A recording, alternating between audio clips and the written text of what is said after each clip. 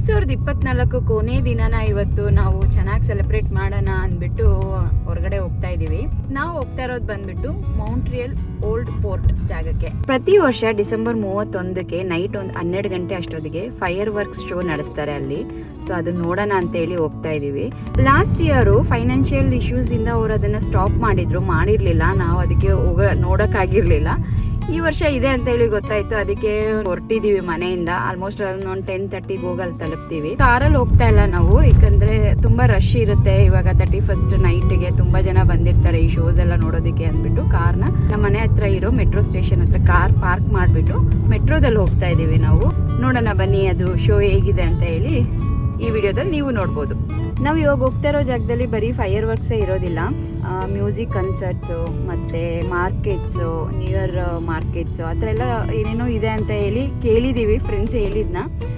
ಸರಿ ನಾವು ಒಂದು ಎಕ್ಸ್ಪೀರಿಯೆನ್ಸ್ ಮಾಡೋಣ, ಹೇಗಿರುತ್ತೆ ಎಲ್ಲ ನೋಡೋಣ ಅಂತ ಹೇಳಿ ಹೋಗ್ತಾ ಇದ್ದೀವಿ. ಬನ್ನಿ.